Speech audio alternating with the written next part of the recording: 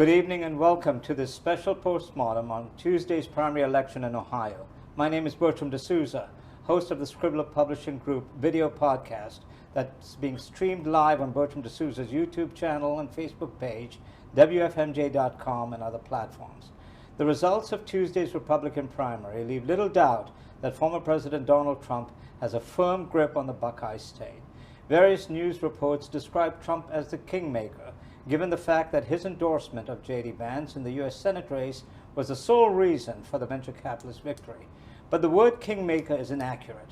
Trump is the puppet master of the Republican Party, and the candidates in the November general election are his puppets. He will pull the strings to keep them in line. To further delve into this interesting political phenomenon is my co-host Cynthia Rickard and three leading political analysts in Ohio, Dr. William Binning, retired professor at Youngstown State University; Brent Larkin, a longtime journalist who retired from the Cleveland Plain Dealer but continues to write his column; and Tom Suddes, another veteran journalist who is semi-retired from the Plain Dealer and now teaches at Ohio University but continues to write his column as well. Viewers of this podcast have the chance to participate by calling 330-333-0604. If you aren't able to get through, you can leave us a voicemail. So let's get started. Brent, Tom, and Bill, thanks again for joining us. Tom, sorry we missed you last week.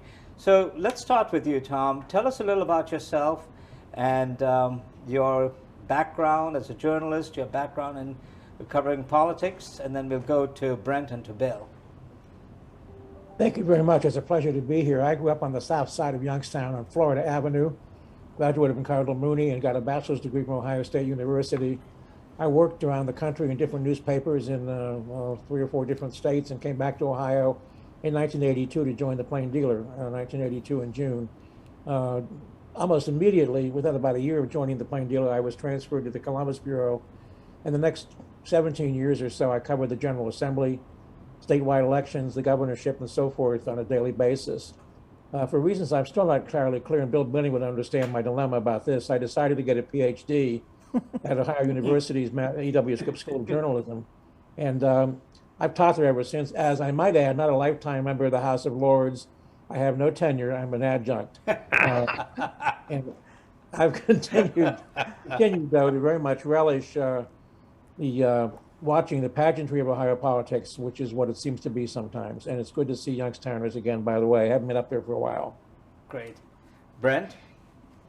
I'm a returning guest on the show from last week. My name's Brent Larkin. I've been affiliated, but worked at the Cleveland Press and then the Cleveland Plain Dealer for the last almost 53 years. And I'm a native of Cleveland. And for 52 of those years, I've been writing and reporting on government and politics.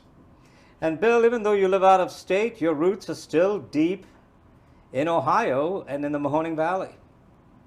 Yes, that's right. Well, I was there for 40 or 50 years, teaching, thankfully tenured and unionized at Youngstown State University, and now semi-retired. And as a sideline, I studied under Jim Rhodes and Bob Hughes, Ohio politics, and learned the craft and treachery of Ohio politics from those characters, and survived for quite a few years. Okay, so thanks. Let's start with this general question. I'd like each of you to give us your takeaway from Tuesday's primary, both on the Republican and Democratic sides. Brent, let's start with you, and then we'll go to Bill, and then to Tom. Okay. Bertram, this isn't very humble to start off with this, but everything that we spoke about a week ago tonight on as we tried to look ahead towards the primary, pretty much everything that we thought would happen did happen. Yes. And I would suggest, though, that the results showed that Ohio is even a deeper shade of red than we anticipated last week. I spoke today with a fellow named Bob Dykes, and who has been a pollster mostly in Greater Cleveland since the Carl Stokes era. And he pointed out that there is something that happened on Election Day in Ohio that he's never seen before. the number of Ohioans who took Republican ballots Right. was more than twice Right. the number of Democrats of voters who took Democratic ballots. That is an imbalance that shows that, all this nonsense we've had in the past about Ohio being a swing state and a battleground USA, those days are gone and they're not coming back for a long time. And that shows how deeply, again, bears repeating, that shows that Ohio is firmly in the red state category right now.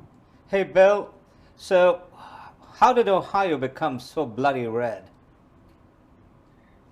Well, a good part of it is right where you're at. I mean, the Mahoning Valley is one of the areas that were the biggest. I can remember, as both of these political writers know, that those two counties were the most Democratic counties in Ohio. That you got your margins in Mahoning and Trumbull County. If a Republican got 36 or 37% of the vote in Mahoning, they had a chance to win statewide. Now we expect there's a good chance that the Republican slate could carry the Mahoning Valley.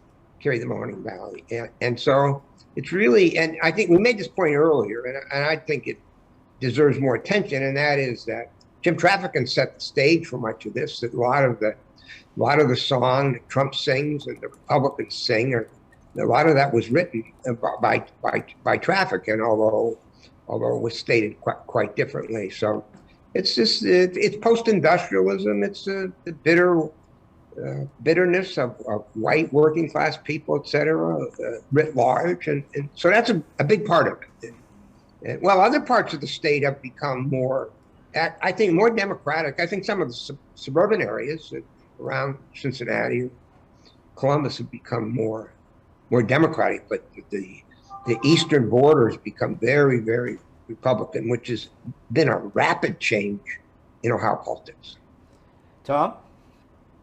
I think a great deal would happen, as both the previous speakers mentioned.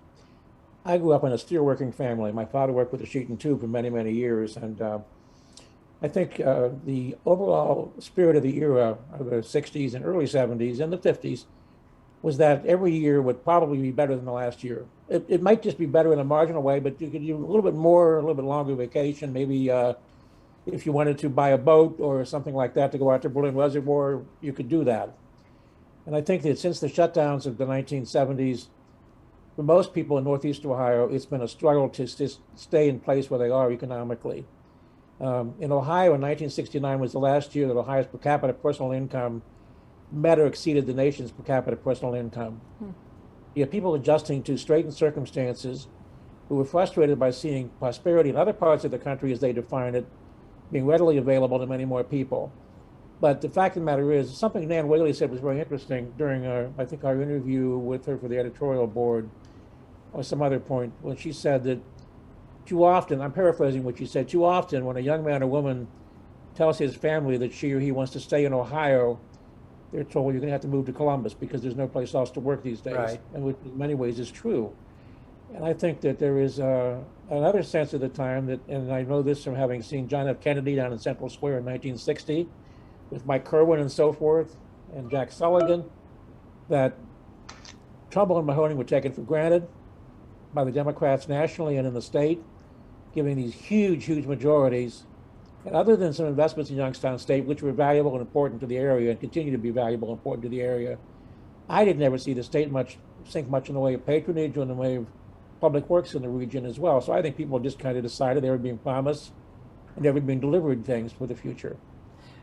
So obviously the story of the night was J.D. Vance's victory. But if you looked at the results, it was by no means a landslide and wasn't supposed to be, wasn't meant to be.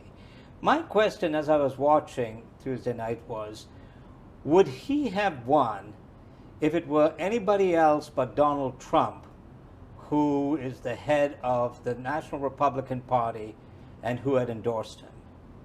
No. That's my answer. You know? No. I agree with Brent. I agree. I don't think he would have advanced without Trump. That was pretty clear. I'm surprised he won with it because they did it so late. Right. A lot of votes were cast. A lot of people were already committed.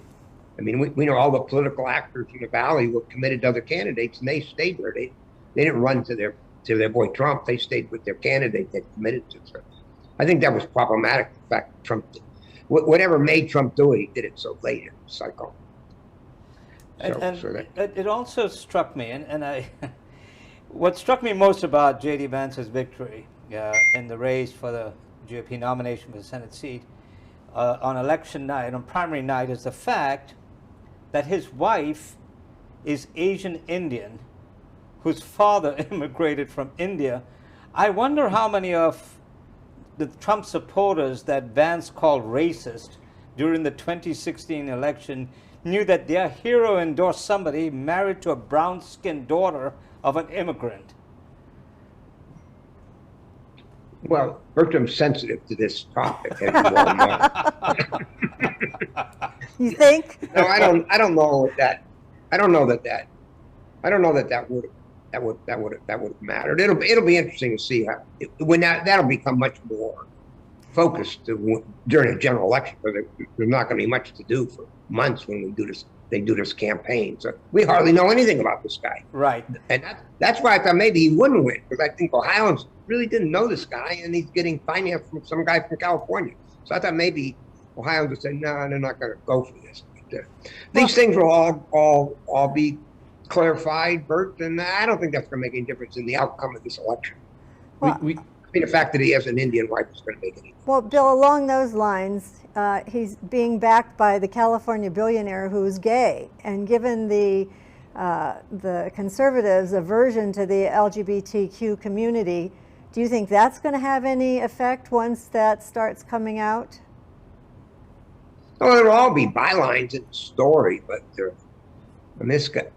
depends. This guy's going to be. It's going to be Trump against the Democrats in Ohio, and I think every pundit, national pundit, none of them have ever been to Ohio, they all are predicting that Vance is going to win. Right. But it's very early, you know. Just to remind everybody, you know, Jim Rhodes won in 1974 with Republicans during Watergate. So you can beat it. I mean, you could have a surprise in Ohio. Ohioans like to surprise people. So I wouldn't. I think we got a long ways to go before we see how this is going to turn out. And Brent and Tom, you'll have been around long enough and covered politics long enough to know that both parties, you know, for decades, actually stood for something. I mean, you could identify what the party stood for. Today's Republican Party, in my opinion, stands for nothing other than Donald Trump. And it seems that one man having such great influence and sway over a major political party sort of suggests what? That voters don't care about issues anymore. They don't care about platforms. They don't care about those things. Brent, go ahead. This the America First agenda that they parrot all the time, I think it means different things to different people, but at its core, it represents a nationalism that is bent on convincing voters that we're going to bring their jobs back to the Mahoning Valley and everywhere else, when it's not going to happen. But nevertheless, voters seem to buy into it. But the culture war issue resonates with voters. Race is, and we talked about all these things last week. Race is an underlying factor for a lot of voters. But the Republican Party that we talked about this also. Matt Dolan was the only, quote, normal Republican who was similar to John Kasich and George Voinovich and Bob Taft in this race out of 7. And you would have thought there would be enough, again, old traditional Republicans to drag him across the finish line. What did he get? 21%, maybe? So that's about the number of, again, old school Republicans who are left in Ohio. Tom? I think that someone quoted, of course, there's always Dr. Benny knows, there's always a quote for every occasion attributed to James A. Rhodes. But I think that, I believe that he said one time that what a politician who's successful really does is sell hope for the future, meaning change and so forth. And I think that for a lot of people that support Mr. Trump and Mr. Trump's candidates, there's a sense that he can represent the possibility of real change. Now, the change may not be necessarily salutary change for the better in many ways, but it's seen as a dynamic kind of policy, not a, oh, let's accept the way things are kind of policy, which you could argue that's what tolerance is all about, accepting the way things are and adjusting one's life to that and so forth. So I think that in many respects, I think there is a core to Republican thinking. I agree with Brent that Dolan was really the classical Republican, Ohio Republican, the first Bob Taft type Republican in many ways. But I do think that the people that are feeling frustrated see a possibility of change, however it may seem rough at the edges, to a Trump-backed candidate. And that to me is a kind of philosophy of politics. It isn't necessarily one that has any kind of list of creeds or something to it. And I think that's put Democrats in a defensive mode in some respects around the country. Now, of course, the Roe versus Wade matter is going to change a lot of things in that department, I think, as well. But we'll get back to that, I'm sure, later on.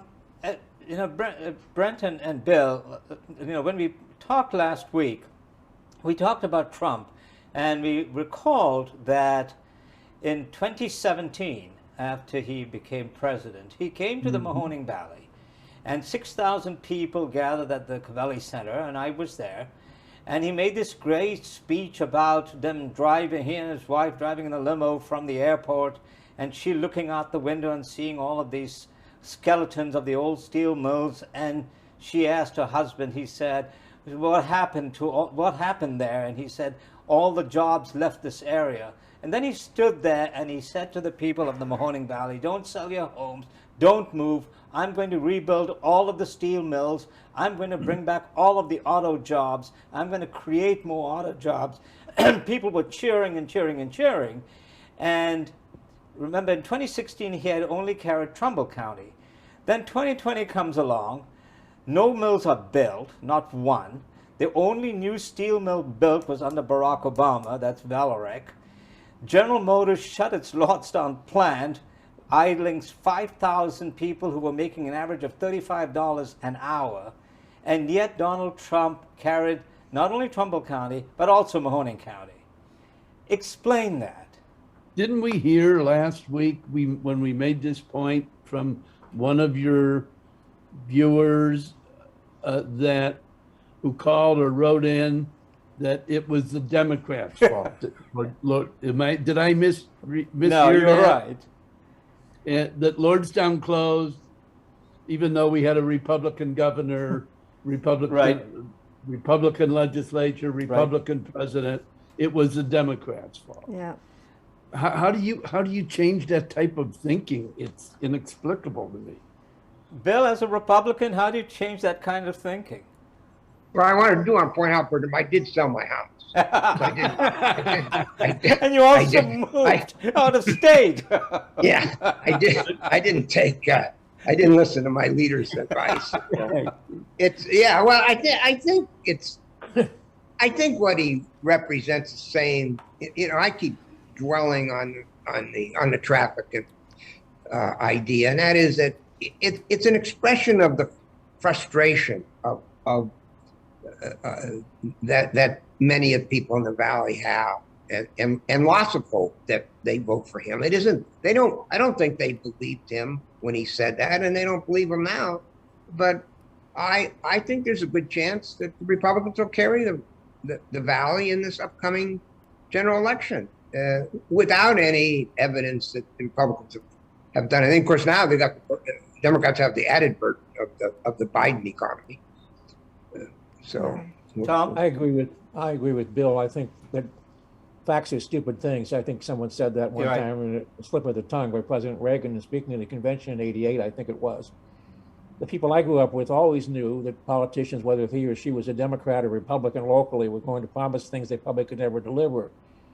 I don't think that Jim Trafficant ever delivered very much in the way of practical pork barrel or anything else, although some of his diehard fans will claim otherwise. I'm not going to agree with him about that.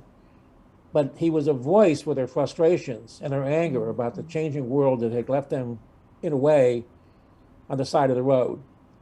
And I think to some extent, especially in Appalachian Ohio, but not just, in parts of Western Ohio, rural counties, rural areas, I think that's the same thing. Again, I'm not saying it's logical. I'm not saying it's based on fact checking, but I think people have a tremendous amount of frustration, and office holders or candidates for office who can voice those frustrations in a digestible way have an advantage. And I think that's part of the secret of appeals of demagogic people. And I use demagogic in a strictly political science sense. I'm not being judgmental about that word, as to both traffic and as to the president and as to Mr. Vance. Before we go on, let me announce to our viewers, if you want to participate, you can call us at 330-333-0604. If you can't get through, you can leave a voicemail. Do you want to ask about the abortion? Well, yeah, if you want to get into that now. Yeah. Yeah, I don't know who I'm going to ask this first of, but, you know, abortion has been in the news almost exclusively for the last few days. But even though a majority of Americans believe abortion should be legal, are Democrats up to the task of the kind of messaging that will be needed to overcome this conservative movement to deny women the right to decide their own body's fate, or to bring men's responsibility into the conversation?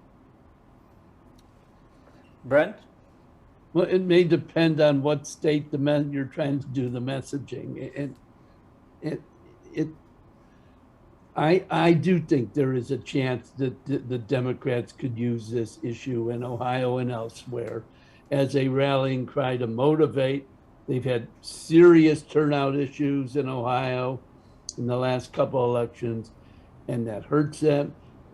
Yeah, I don't rule it out. And Bill said earlier, it's too early. The election's not for a half a year yet, and I'm not going to sit here tonight and pronounce Tim Ryan's candidacy as a failed one. However, the numbers don't lie, and I think it will be harder. Nan Whaley has a unique opportunity. She's the first female person to run for governor on a major ticket, and that's their best hope of, it seems to me. Like you mentioned the polls, the by a margin of at least 2-1, voters in this country do not want Roe versus Wade overturned. Yeah. We know, we've seen the last 48 hours, Republicans are a little bit frightened by this. And hey, well, I just listened to a podcast earlier today, Katie Couric's podcast, where she said only 28% of Americans want Roe v. Wade overturned.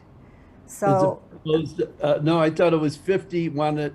21. Oh, yeah. That's correct. That's the number in the Washington Post poll today. Yes. Hey, Bill, how does this play? Well, I think that it's a big issue, and it's going to be a beneficial issue to the Democrats. It's going to mobilize Democrats. It's going to mobilize Democratic women. And they need to be mobilized. Do you think it's only going to mobilize Democratic women? No, I'm not done. Okay. I'm not done with my mobilization. Okay. Yeah, that's right. I think it's beneficial in Ohio to the hopes of the Democrat. I'm looking at it from the political point of view, in terms of its effect on the election. But on the other hand, it also is going to mobilize the other side. I saw a tweet today where some Republicans saying we have to vote for the DeWine because otherwise they might pass a bill to protect or to expand abortion in Ohio. So I think its effect is the political benefit is to the Democrats, but it also is going to be mobilizing the Republican base too. So it's going to have a big effect on the election. I don't know that it's the dominant theme of the state election. It's certainly going to be a theme of the election, and we'll have to see how these candidates handle it. Yeah. Tom? I'm just looking at it in terms of its effect in Ohio. Tom, go ahead. Well, I think one of the interesting things is Ohio will be as good a test bed for this sort of thing as any other place right now. We have undoubtedly a anti-Roe versus Wade majority in the General Assembly. Right. Yeah. We have a governor who has as much as said that if he got a bill overthrowing Roe versus Wade totally, root and branch in Ohio, he'd sign it. We have a Supreme Court that, depending on the day of the week, a state Supreme Court, depending on the day of the week, to probably affirm that, maybe not, you don't know. One candidate for Chief Justice has made known a long time ago when she was running for Associate Justice that she pretty much supports right to life's objectives politically. So I think it's going to be an interesting battle in Ohio specifically. I think Bill's point is very well taken. I think it can help energize the Republican base to get out the vote. Not that it needs much motivation right now anyway in Ohio because of the statewide picture. So I think it's going to be a very volatile thing. I think that we have the possibility of seeing a legislature that's going to be thronged by people, including demonstrators on either side of the issue if it comes to a vote. Yeah, there are 13 states that have already passed trigger laws that will ban abortions, other than the case of a rape and incest in the life of the mother. There are 26 states that have passed anti-abortion laws. The popularity of heartbeat laws is growing among what I term the Ayatollahs, the white male Republican legislators and governors in red states who have taken it upon themselves to decide how women should live their lives. You know, why is this not an issue that could rally not just Democrats but independents? Why is an issue of this importance and this significance not so easily to talk about? Well, for one thing, if I can just jump in, Go because ahead. it's intensely personal to each individual's perspective, ethical framework. But I want to remind everybody there are pro-choice Republican women in this state. And at the moment in Ohio, the one place we know there's some privacy, despite conspiracy theories, is the voting booth. Right.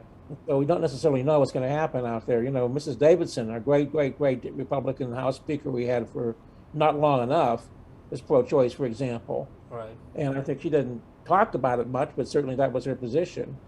And I don't think she's alone in that regard. But I know that our legislature right now has got some very, very, very, very authentic and insistent anti-abortion members, and that's going to be a problem for anyone trying to fight that trend in Columbus. Bill? Well, I think it's going to be a dominant theme in the election. One of a number of dominant themes. I don't think the state election is going to be a referendum solely on that issue. There's going to be other factors that people are going to consider when they're voting. It could very well be we could see a referendum on. We have the initiative in Ohio. We could have an initiative affirming abortion in the state if the Republicans go too far in a ban. We could actually see a vote on a question of abortion in the state but we won't in this upcoming election because they won't have time. It'll be to some extent a reaction to whatever legislature we have and the governor has. This battle's going to go on, I think. I can't speak for all of us, but as long as I'm alive, this is going to be contentious. And as Bertram, you pointed out, the states that are banning it, California is doing everything they can to open the state up to abortion. And there's now going to be controversy as to whether Medicaid money can be used for out-of-state people to go to California, assuming the leak opinion becomes the law of the land, this idea that people who want abortions will get their travel paid through Medicaid money to go to California. So this battle is just beginning. And it's going to have an effect on this upcoming election. But I think it's going to. I don't think we're at the end of this. But just to change the landscape of the battlefield. Brent? That's my. We have to ask pocketbook issues tend to dominate, pick a number, 90% of our elections, and the pocketbook issues that Republicans are going to have to peddle and perhaps exaggerate and in this election are pretty powerful. $4 gasoline prices and rampant inflation is a gigantic problem for Democrats going forward. So in this sea of red, how does Tim Ryan campaign to try and overcome the odds? Can he? What does he have to do? He's already, Vance called him a Trump Democrat primary election night. The Republican Party has already put out a statement about how Ryan has changed his position on abortion.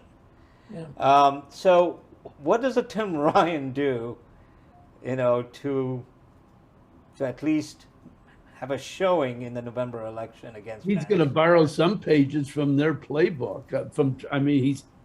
You've seen his television spots. He's going to take a populist approach to trade issues and tax issues, and it's as good.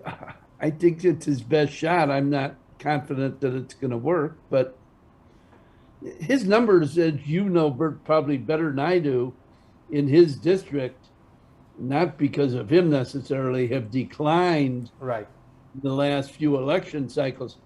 2 years ago, he ran against a woman who was uniquely unqualified. Right. Let's call it.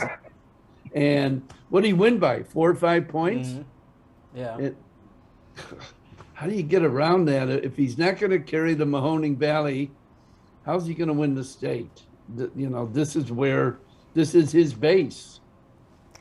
Yeah, tough. Go really ahead, Tom. tough. Or Bill, either one. Go ahead. Tom, and I have something to say about Tom. Go ahead, Tom. I was going to say that, and I'm going to say rather that I, of course, have too much time on my hands. Don't tell the university that. I went back and looked at every open Senate election since we had popular election in 1914, when our first senator, by the way, was Warren G. Harding, our first elected popular senator. And it is the case that in only 2 instances, one of which was in 1930 and the other was in 1974, which Brent will recall, the Ralph Burke, John Glenn race, that an open seat has been won by a Democrat. Now, again, the past is not prologue, I don't think necessarily in any event. But I think he's going to have an uphill battle because I think part of it is there's a fascination with Vance as a personality. I'm not saying it's a good thing or a bad thing. I think there's that is there. And I think it's going to be tough. What do you mean by fascination with Vance? In what way? Because he's just this sui generis personality. He's shape-shifting on various things politically. He's a published author that had a nationwide, I think it was a bestseller. I don't know specifically. Well, I think, it was made into a film. Because of the fact that the Ohio root story he has about having grown up in an Appalachian environment in Butler County speaks to about a third of the state going down the whole crescent of the Ohio River and into Cincinnati and so forth. I think it's kind of a story of, and I hate to be twee, but it's almost a Horatio Alger story. Now, that doesn't mean he's a good person or a bad person. It means that the tale is a paradigmatic story in a way of a bootstrap advance and so forth. And I think he has a story to tell. That's not to say Mr. Ryan does not, but it just advances so widely known. He's almost, again, I hate to use the term, but a personality in media terms. Well, I mean, Bill, I just have one point I wanted to make. I was talking to a union leader last night about this race, and I think one of the things you need to consider is that the way the Senate elections are configured this particular year, and there's so few opportunities, and the majority is at stake, and it's going to come down to a very few seats. It very well might be that majority is going to depend on the outcome of Pennsylvania and Ohio. Right. And so there will be, if Ryan can stay within 10 points in the initial polls, I mean, there will be a tremendous effort by the national Republicans and the national Democrats to take that seat, even if they have to recreate these candidates. If that majority is seen to be at stake in the outcome of this election in these very few states, which is really just a byproduct of the way that Senate elections are cycled, that with a third, and a third. There's so few opportunities and so few seats that are going to determine whether it's 51D or R. So it could be exciting. From that, I just wanted to share that. That could really make a difference in the kind of money and energy and effort that's made. But Ryan has to stay within striking distance in the August-September polls. Bill, what did you mean, and even if they have to recreate these candidates? So, because I was going to ask if any of you think that Vance is going to be moderating his views heading into November in order to win the race. It's been a long time, but the national campaign committees will, I mean, they've been in the game for a long time, and neither one of these candidates have ever really won anything statewide. So they really don't know what to do or how to campaign or how to present themselves. And they have some, as Tom pointed out, they have some rich stories, but those national committees will come in and try to structure, and they'll take these candidates to school to teach them this is how you campaign. This is what you have to say. This is what we have to do to win. And both sides will do that if there's a chance. In other words, Ryan has to be close enough in the polling where they see they can have a chance, but it's very likely that this majority is going to be 1 or 2 seat majority. It's all said and done. Yeah, it's going to make a big difference. Go ahead, Brent. I'm not sure how much he has to moderate his message. Remember, this is a state that Donald Trump won twice by 8 points. And I think, remember the commercial that was a Club for Growth commercial for Mandel, where the woman at the very end, in a very theatrical way, says slowly that J.D. Vance is a fraud. Yeah. Remember that one? It was on a lot. And yeah, I tend to agree with her. Yeah. But he's prone to saying some crazy stuff, cruel stuff. Right. He has talked and written how much he loved life in California and wine country, and he said in the past that he really didn't. The only reason he liked to come back to Ohio was to see his family. And now Rob Portman's Senate seat opens up, and he leaves San Francisco and he's back here. Now, he doesn't. Do voters care about that? I'm not sure they do, but this is going to be one of the. The Democrats will make a big effort to see the voters do care about those rights. They have begun already. Yes, Yeah. And this will be the national media's favorite race, by the way. We're already seeing that. you think so? Hey, Tom, because there are things that the Democrats can use based on the commercials that were run during the Republican primary for the Senate seat and all the nastiness, including Vance suggesting, that Trump would be an American Hitler and all of that kind of stuff. How did yes, he did. How do the Democrats frame this? Can they frame it as, here's Vance who'll say anything and do anything just to win, or so he doesn't stand on anything, he has no principles, he has no core beliefs. Does that work? I don't think it does, frankly, because I think people expect that of politicians, and I'm not trying to be funny when I say that. But I do want to add this. It seems to me that if you look at the numbers about Republican turnout, which we all agree the numbers show tremendous surge of Republican turnout in the state, is it not reasonable to say that only about 1/3 of all these people voted for Vance, that is 2/3 of them found something wanting in him as a Republican candidate? That kind of says something to somebody, it seems to me, if you're opposing him. Now, I'm not saying that's what I say, but that's what someone could say about him. The 2/3 Republican voters did not vote for him, and that's the interesting story there. Right, and that has not been emphasized. The emphasis was when Brent started talking about 500,000 more Republican ballots were cast than Democratic ballots. But when you go down and go into the weeds on these elections, you're right. I mean, and it's the same thing with Mike DeWine. When we had talked last week, Bill and Brent, you both suggested that if Mike DeWine got less than 50%, it would be, significant, right? Which he did. He got Yes. less than 50%. Right. Barely, less than 50%. Barely. Well, Yeah. it's just more evidence on how the party has left people like Mike DeWine. He's left with the scraps. Do any of you think that that many of those Republican votes were tactical votes, that they changed parties so that they could vote for DeWine, for instance, to make sure none of the others got in? You mean because they thought DeWine was the weakest? Or That they were crossover voters, maybe Were they for independents who DeWine, didn't or- vote in primaries, or Democrats who changed parties so they could vote for one candidate or another to try and influence the race? Well, it's easy, and it happened in Ohio to cross over.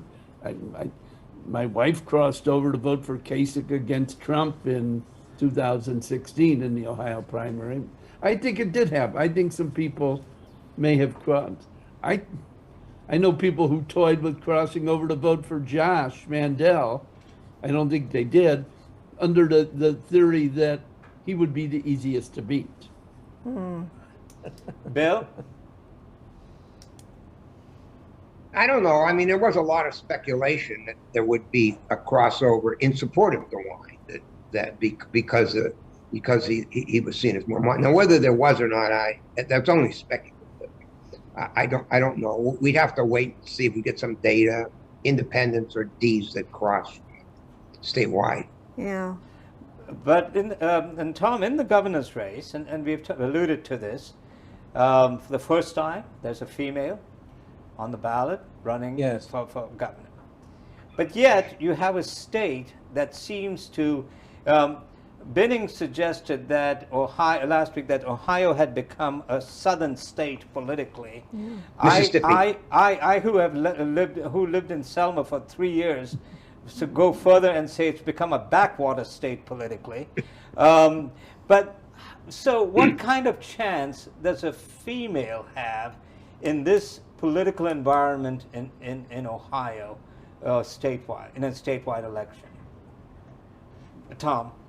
I think she has a pretty good one myself, because I think, frankly, that come what may with Roe versus Wade, I think a lot of women are going to feel mobilized that their gender is not being properly considered in political decision making. And I think it does that mean that she's in like Flynn? So I use that silly phrase twice now in a week. It's silly. Does that mean that she's done? She's all set? No, not at all. Because I think Mike DeWine is a heck of a politician. Mike DeWine has pretty much unlimited resources to spend, either his own or otherwise. And as Brent has pointed out, Mike DeWine's not above having an edge to his campaigning when he makes political ads and so forth. But I don't think it's going to hurt her any. And I think, frankly, that somebody has pointed out in some speculative articles that maybe Roe versus Wade being on the news the day before the election may have helped spur more people in the Democratic primary to vote for a woman candidate as a sign that they wanted to have more diversity at the top in Ohio, because we have not had a lot of that for a long time. The irony is that originally we were a fairly diverse state that way, but that all went all by the boards. Prior to Monday, I thought that John Cranley would have been perhaps have a better chance against DeWine. He's more moderate, from a bigger age, got a bigger base because has a better story to tell. But I think the Roe versus Wade thing did flip that, and now I'm convinced that Nan probably has the better chance, provided they can figure out a way to energize voters. And then Sherrod endorsed Nan Whaley, right? Correct. So I think that probably gave her a little bit of a boost. The Plain Dealer gave a lot to that story today. Sheridan endorsing her as one of the key. I know. Does anyone know anyone who thought beforehand that Whaley was going to win by such an overwhelming margin? I didn't think so. I didn't either. No. I wasn't even sure who was going to win, but I didn't think anybody would win by that kind of a margin. Correct. Me also. So, Bill, if you were still involved in the Republican Party and you were still one of the operatives and you had this female candidate running for statewide office in today's political environment in Ohio, what would you be suggesting? How does a woman run in Ohio that is tilting so far to the right, we might topple over? Well, well, first of all, in my day, when we did polling on female judicial candidates, generally they did better than male judicial candidates because of gender. So I'm not certain that being a female is a liability running for governor. We'll find out. And certainly the Roe versus Wade thing is going to feed into her story. Yeah. So if you're asking me what would I do as a Republican operator, I'd handle her very carefully. I think this could be explosive if you touch the wrong few in this race. Yeah. I would say that the line camp and Republican camp has to be very cautious how they proceed and deal with her, especially with the backdrop of Roe, and then you start beating up on a female candidate. It's risky business. I don't think Mike DeWine's happy to start female poll. That would be my guess. I would have think he'd prefer a standard. I'd take Ryan. I prefer Ryan. Mm-hmm. Rather against if I was DeWine. I think this female thing is risky business. Can I add one thing that's Go ahead, please. A little bit off subject? I think every Ohioan with a conscience, frankly, should be deeply offended that Vance, on the weekend before the election, paraded around the state with this monster of a woman who just weeks before, she's a QAnon, she has a flirtation with him, just weeks before spoke to a white nationalist, right, anti-Semitic conference, and J.D. Vance said she did nothing wrong and defended her. I am so offended by that. I think it's a disqualifying stunt on his part, but apparently. And again, we go back to, I mean, the Democrats certainly have plenty of ammunition yes, in this campaign against Vance. But the question again is, are they going to be able to harness that and use it? Well, I think I take what he said in a different direction. I think that does point to the question about the astuteness of Vance's judgment politically for Ohio. We don't really know what that is, but that's certainly, there were some things he said and some things he did that raises doubt whether this guy's got the basic political common sense that most statewide candidates usually have. That's a good point. That's well said. Yeah. But doesn't it also point out that for Republican voters, morality doesn't matter. Yeah. Political morality doesn't matter. You know, she would probably do pretty darn well exactly on the statewide election. Okay. So, you know, maybe I'm the one who's delusional. Tom? No, I think that in all honesty and without being in any way reproving anybody, I don't think that it's a matter of political honesty or whatever mattering to people. I think that's a generalization. But I do think that what people have to consider is the fact that this is a long-term mixed metaphor, the goalpost has moved in Republican circles so that what you and I would have thought even 10 years ago was extremely hard right has now become almost mainstreamed, politically speaking. It doesn't make it right or wrong. I think it's just the way things are right now. There's a level of bitterness and acrimony, which the former president helped stoke, which is not considered normative, I think, and that's a bad problem for everybody who wants to have some civility back in our politics, but that's what it is. Given the amount of money that was spent in the Republican primary, especially for the Senate race and governor, there will be a tsunami of dollars flooding Ohio for the general election. Can Democrats match Republican spending? And Bill, let me go to you because you were an expert in raising money at one time. So I wouldn't go that far, but I would go back to my point. This would be more to the Senate race because the dynamics of the financing of the governor's race is quite different. But the dynamic of this Senate race financing, of course, it looks like Vance will get a lot of money no, it's not so certain that Ryan can, but Ryan can, as I pointed out before, if the national view is that the majority of what's at risk is the majority of the U.S. Senate. And I think if that occurs, then there'll be plenty of money for Ryan coming in, matching, not dollar for dollar, but there'll be plenty of money if that is the view of the race. This race, that one, he can win, which means he has to be within 10 points in polling, and two, we've got to win that seat to put the Democrats in majority. The Republicans are going to take over, and we'll never get another justice or appointment approved for 2 years. So there'll be plenty of money if that's how the race is cast, which it very well may be. So I'm not too. I think if I owned a TV station, I think this is really a good opportunity in Ohio to make some money. That's what I would say. I think there's plenty of money out there for the Tom, stock money. This race. I'd like to add to what Bill said. Go I ahead. think this other factor also comes into play. If the person who was running against Mr. Ryan was named Joan Schmo or Joe Schmo or something, it might not matter. But what Brett said, I think, is the case. Because it's Vance, national media have made this kind of a marquee race to begin with. And so if you're a big contributor with one of the bi-coastal elites, that we're a flyover country, unfortunately, which we're not. It's a great place in many ways still to live in Northeast Ohio especially. But nevertheless, if you're a flyover country, you're thinking, the New York Times is covering this race almost every day. Yeah. So I want a piece of this somehow, and I want to be able to talk about it with my friends and so forth in the Millionaires Club. I think it's going to attract lots of money on both sides of the aisle, and I think it's not going to be a major issue. It'll be easier for Vance, but I think given the sheer heat of political differences right now, that Ryan should be able to raise plenty of money as well, or people raising it on his behalf. This celebrity thing feeling that's attached itself to Vance. I heard tonight Trump's taking him to Pennsylvania in a couple days to be the featured speaker at a rally for Dr. Oz. Yeah.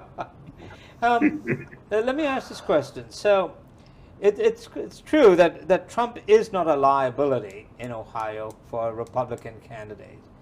But is President Biden a liability for Tim Ryan in this Senate race? Go ahead, Bill. Go on, Bill. You go. I saw on Twitter. I don't know who owns that today, but I saw on Twitter today that that Ryan says he does not want him campaigning with him. He doesn't want the president campaigning with him. That answers your question, doesn't it? Right.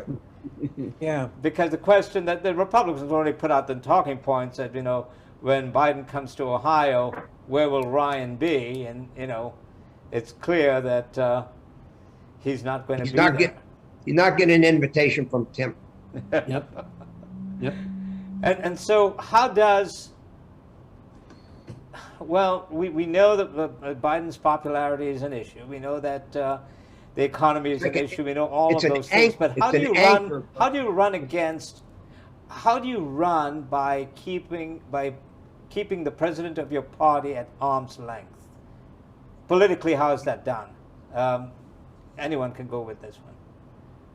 Well, I can't recall all the anecdotes. I think it has been done by some people in the past, with Nixon, for example, and others over the years, depending on the election year. And I think as a practical matter, that I think it's really hard. Again, this is just talking about ordinary people and their ordinary and important, genuinely important concerns.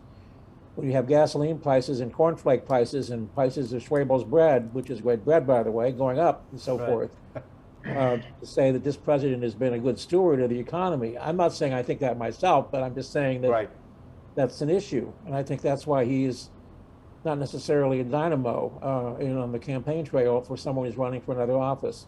And the Democrats aren't going to send him to places where they think he could be a liability. So it may not ever be an issue. He's not going to come be barnstorming around Ohio. Bill? He is a liability to the Democratic ticket, as almost any president is who's in the White House to his party and their candidates. He is to some extent, because of the inflation, he might be a bigger liability than normal. But then that's one of the counter forces to the Roe versus Wade decision. I mean, you have all of these all of these cross currents that will determine the outcome of the election. But certainly Biden's not an asset to currently to the Democrats. Now, I did bring up before that this war people could rally to Biden because of the war, but I don't know if that will happen or not. And we saw what happened with Bush with that. Yeah. Yeah. Do you have any questions? No, I think. Well, so what do we look for in the next several months as to see if we can discern any kind of a movement politically, either by the Democrats or the Republicans? What will you be looking for? And let's start with you, Tom, and then we'll go to Brent and then to Bill. I'd be looking for, in terms of the Democrats, an emphasis, assuming the Supreme Court rules as its Alito opinion seems to suggest, an emphasis on Roe versus Wade. I'd also suggest that there'll be a continued focus on foreign affairs, because after all, we are facing up against, indirectly, however it is, the Soviet or the Russian state in Ukraine. And I think also, but first and foremost, we're going to have to address pocketbook issues, because that's going to be the basis on which the average Ohioan, I think, is going to decide how she or he is going to vote for the Senate. Brent? Well, Bill spoke to this twice, and I think Nan Whaley and Tim Ryan, well, this is going to be fundraising season in part because they're not going to be spending a lot of time in the spring they have to raise money, and they have to figure out a way to be competitive. And if they can do that, again, as Bill suggested, then the money may flow to them. If it looks like they're not going to be competitive, this race is going to turn into John Kasich versus Ed Fitzgerald in, Right. When was that, Tom? 2014? Yeah. Bill? Well, I think one of the things that we didn't talk about is First Energy going to drop another shoe, and is it going to go? Is it going to go DeWine's way if that shoe falls? And so that to me is a big unknown, and maybe we'll know by September.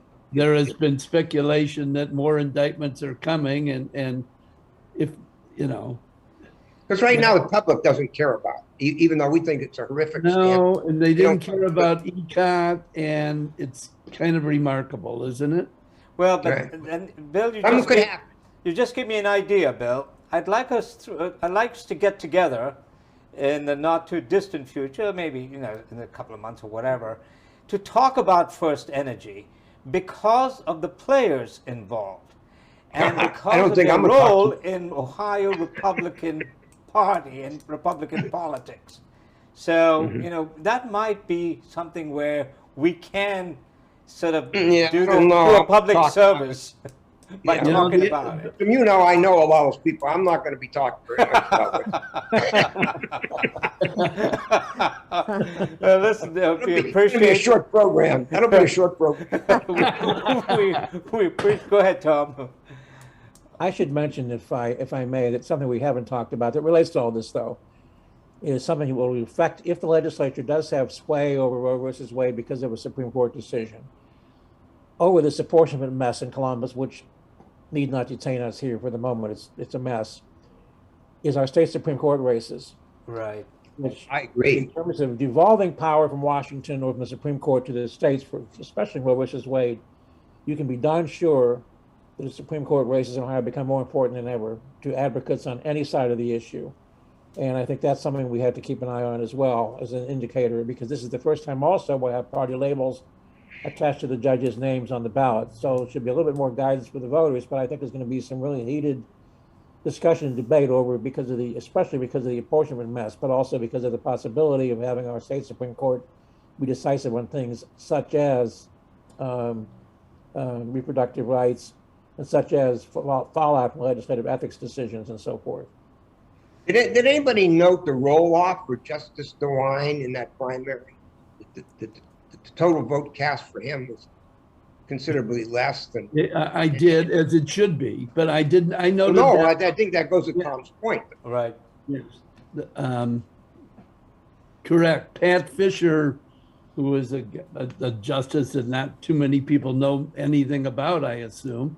He got many more votes than DeWine, didn't he? I believe I think. that's correct. Yeah, I just was following up on Tom's point. That I think, but I agree with him. I think that it's going to be one of the hottest. The Chief Justice race and those justice races are going to be, I think, some of the hottest races in the state because of this apportionment decision and some other things. Yeah, I just have one last question that we haven't really discussed this at all, but you know, the January 6th Congressional Committee is supposed to start having public hearings sometime around June, I guess. Do any of you think that what comes out in those public hearings will affect any of the races or detract from Trump's clout with any of these candidates that he's endorsing? My guess is it's already factored into the way people think, you know.